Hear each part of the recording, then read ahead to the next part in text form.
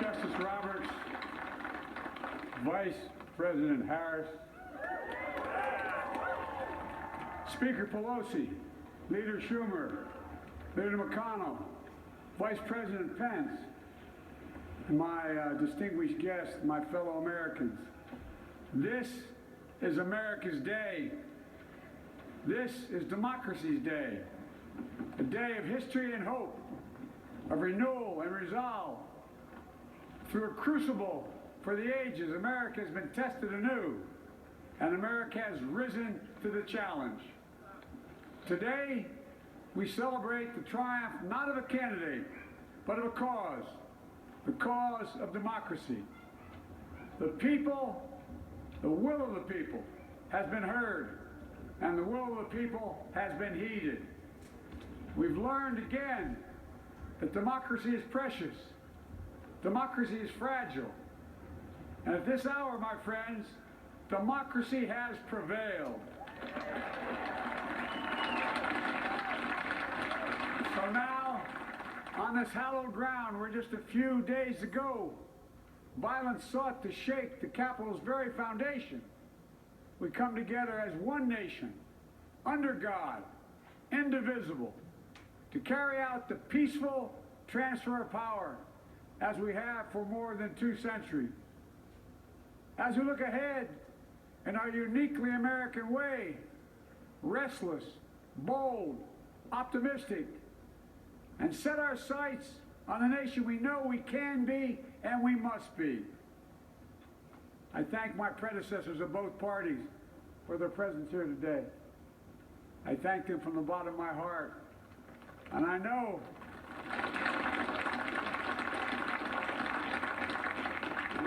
the resilience of our Constitution and the strength of our nation, as does President Carter, who I spoke with last night, who cannot be with us today, but whom we salute for his lifetime in service. I've just taken the sacred oath each of those patriots have taken, the oath first sworn by George Washington.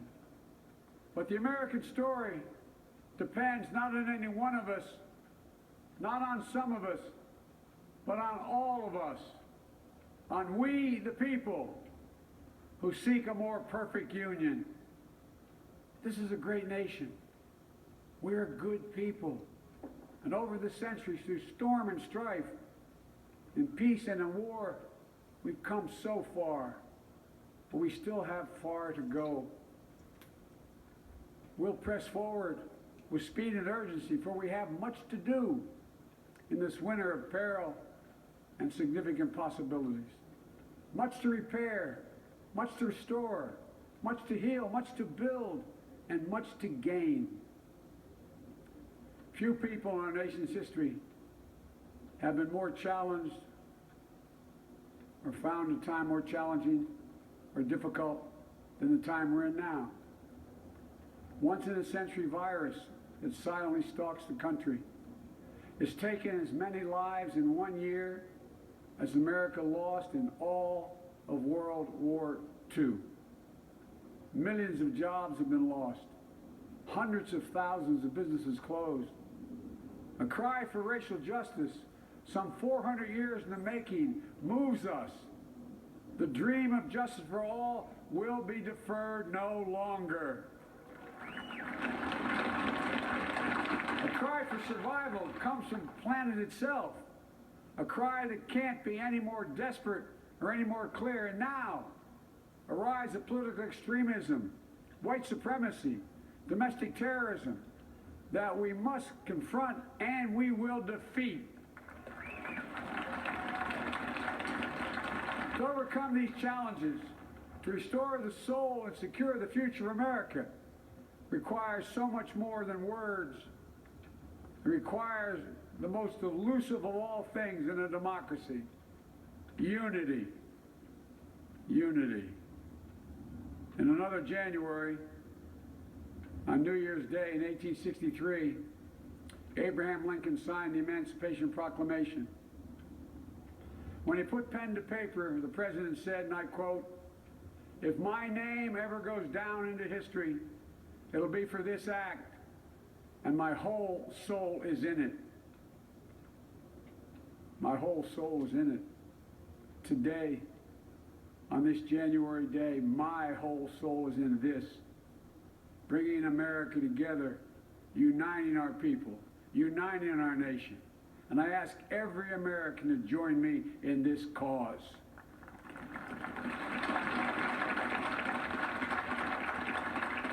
Uniting to fight the foes we face: anger, resentment and hatred, extremism, lawlessness, violence, disease, joblessness, and hopelessness. With unity, we can do great things, important things. We can right wrongs. We can put people to work in good jobs. We can teach our children in safe schools. We can overcome the deadly virus. We can reward work and rebuild the middle class and make health care secure for all. We can deliver racial justice, and we can make America once again the leading force for good in the world. I know speaking of unity can sound to some like a foolish fantasy these days. I know the forces that divide us are deep and they are real. But I also know they are not new. Our history has been a constant struggle between the American ideal that we're all are created equal and the harsh, ugly reality that racism, nativism, fear, demonization have long torn us apart. The battle is perennial, and victory is never assured. Through Civil War, the Great Depression, World War, 9/11, through struggle, sacrifice, and setbacks, our better angels have always prevailed. In each of these moments, enough of us have come together to carry all of us forward. And we can do that now. History, faith, and reason show the way of unity. We can see each other not as adversaries, but as neighbors. We can treat each other with dignity and respect. We can join forces, stop the shouting, and lower the temperature. For without unity, there is no peace, only bitterness and fury. No progress, only exhausting outrage. No nation, only a state of chaos. This is our historic moment of crisis and challenge. And unity is the path forward. And we must meet this moment as the United States of America. If we do that, I guarantee you we will not fail. We have never, ever, ever, ever failed in America when we've acted together. And so today, at this time, in this place, let's start afresh, all of us. Let's begin to listen to one another again, hear one another, see one another, show respect to one another. Politics doesn't have to be a raging fire, destroying everything in its path. Every disagreement doesn't have to be a cause for total war. And we must reject the culture in which facts themselves are manipulated and even manufactured.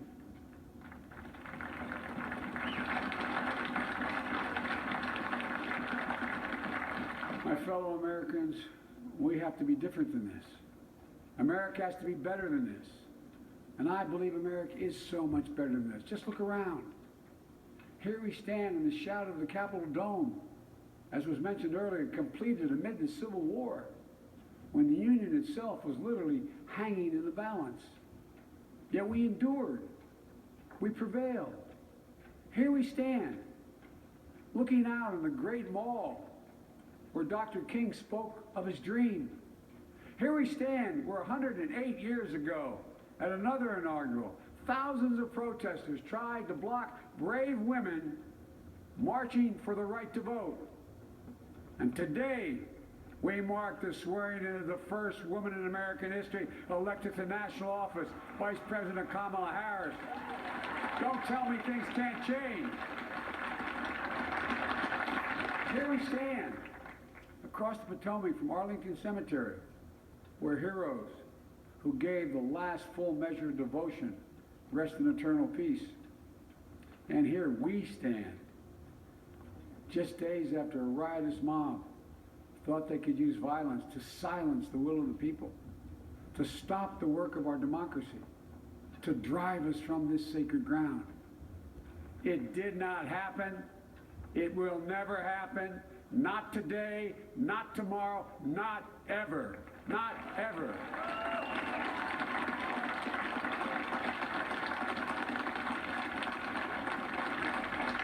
To all those who supported our campaign, I'm humbled by the faith you've placed in us. To all those who did not support us, let me say this. Hear me out as we move forward. Take a measure of me and my heart. And if you still disagree, so be it. That's democracy. That's America.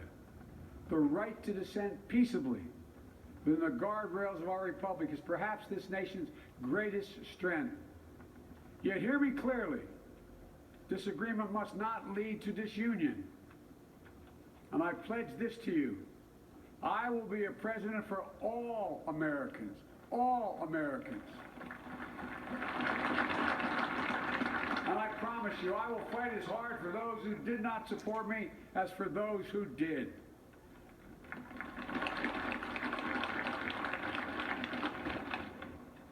Many centuries ago, St. Augustine, a saint of my church, wrote that a people was a multitude defined by the common objects of their love.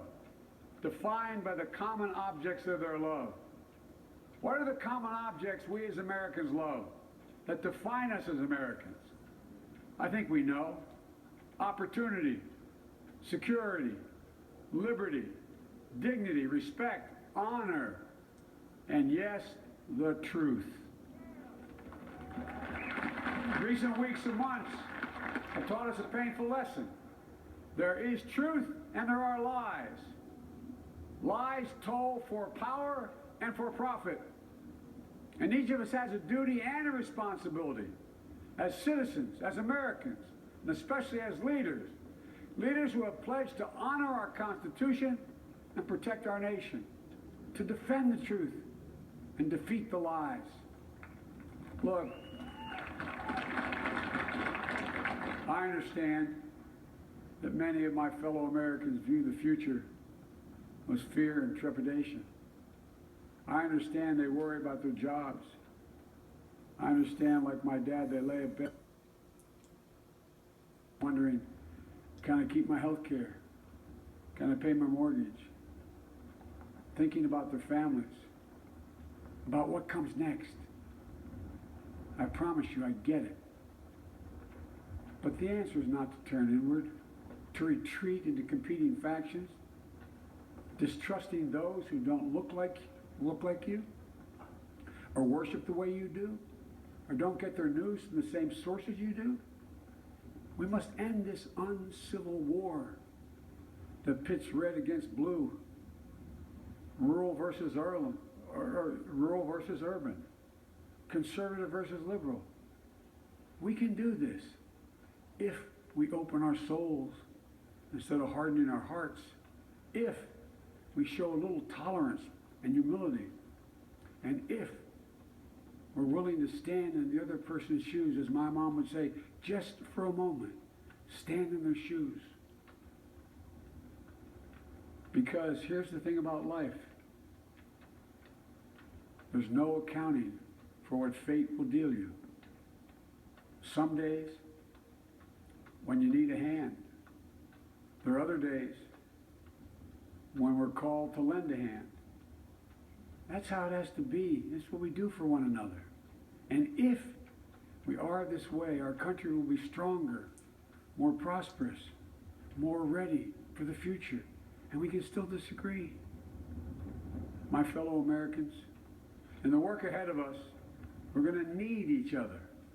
We need all our strength to persevere through this dark winter. We're entering what may be the toughest and deadliest period of the virus. We must set aside politics and finally face this pandemic as one nation. One nation. And I promise you this, as the Bible says, weeping may endure for a night, but joy cometh in the morning. We will get through this together. Together.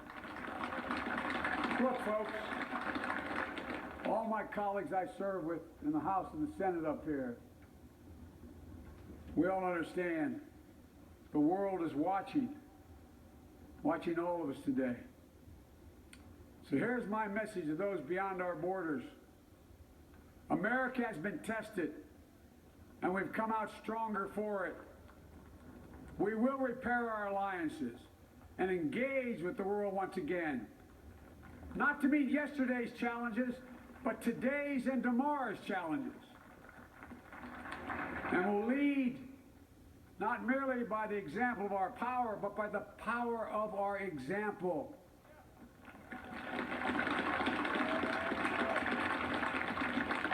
We'll be a strong and trusted partner for peace, progress, and security. Look, you all know we've been through so much in this nation. And my first act as president, I'd like to ask you to join me in a moment of silent prayer. Remember all those who we lost this past year to the pandemic. Those 400,000 fellow Americans, moms, dads, husbands, wives, sons, daughters, friends, neighbors, and co-workers. We'll honor them by becoming the people and the nation we know we can and should be. So I ask you, let's say a silent prayer for those who've lost their lives and those left behind, and for our country.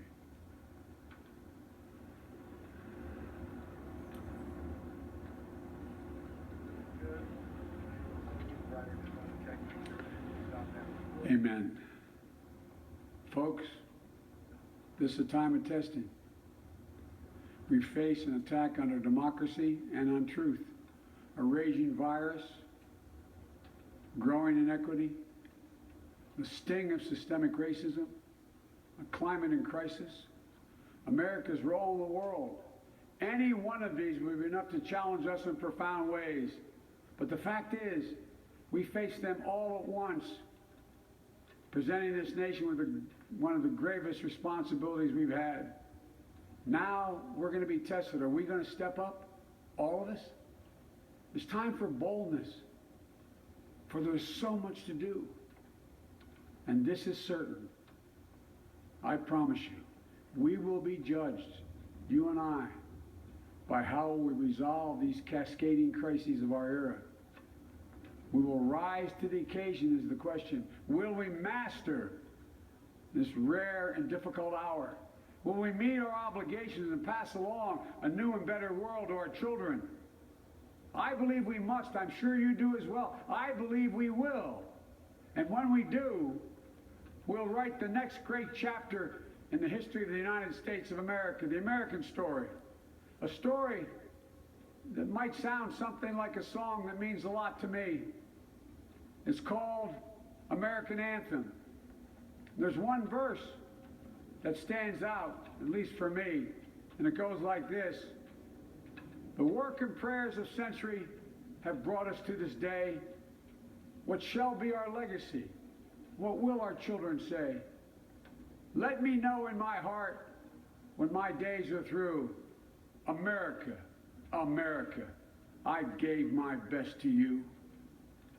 Let's us add our own work and prayers to the unfolding story of our great nation. If we do this, then when our days are through, our children and our children's children will say of us, they gave their best, they did their duty, they healed a broken land. My fellow Americans, I close the day where I began, with the sacred oath. Before God and all of you, I give you my word. I will always level with you. I will defend the Constitution. I'll defend our democracy. I'll defend America. and will give all of you, keep everything I do in your service, thinking not of power, but of possibilities, not of personal interest, but the public good. And together we shall write an American story of hope, not fear, of unity, not division, of light, not darkness, a story of decency and dignity, love and healing, greatness and goodness. May this be the story that guides us, the story that inspires us, and the story that tells ages yet to come that we answered the call of history. We met the moment. Democracy and hope, truth and justice did not die in our watch but thrived. That America secured liberty at home and stood once again as a beacon to the world. That is what we owe our forebears, one another, and generation to follow. So, with purpose and resolve, we turn to those tasks of our time, sustained by faith, driven by conviction, and devoted to one another and the country we love with all our hearts. May God bless America, and may God protect our troops. Thank you, America.